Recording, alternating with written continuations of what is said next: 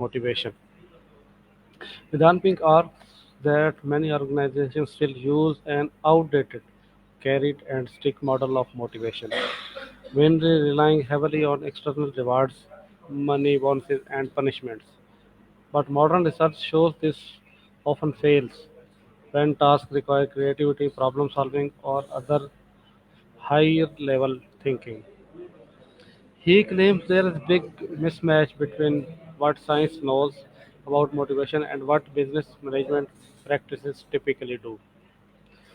He uses the candle problem to show how incentives can reduce people's ability to think flexibility and creatively.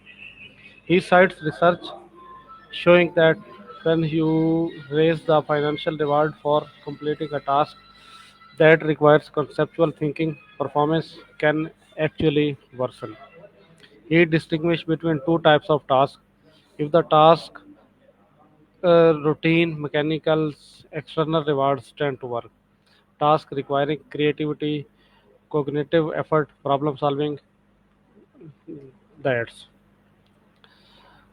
In After watching Danping's talk, The Science of Motivation, I realized that motivation is not as simple as reward and punishment.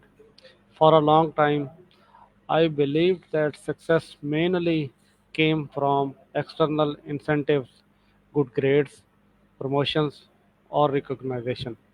But Dan Pink's explanation changed my perspective. He shows through research and logic that these carrot and stick methods often fail when task requires creativity, critical thinking, and innovation.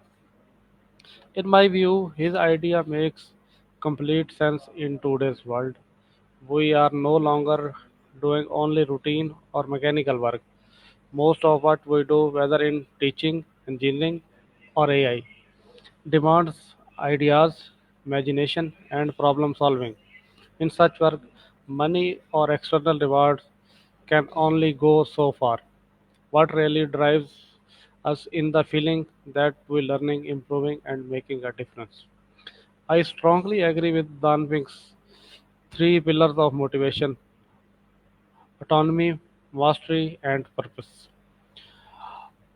Autonomy gives us ownership over our work. When we have the freedom to decide how to do things, we naturally feel more responsible and engaged. Mastery connects to growth, the inner satisfaction of getting better at something that matters. This is especially true for teachers, engineers, and creators who constantly refine their skills. Purpose is what gives meaning to all our effort. When we know our work benefits others or contributes to something larger than ourselves, motivation becomes natural and powerful.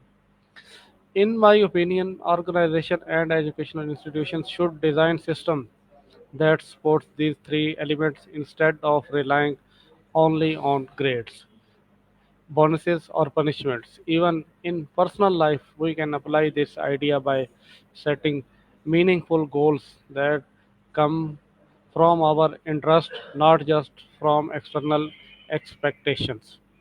Ultimately, I believe real motivation comes from within when we align what we do with our values, curiosity, and purposes.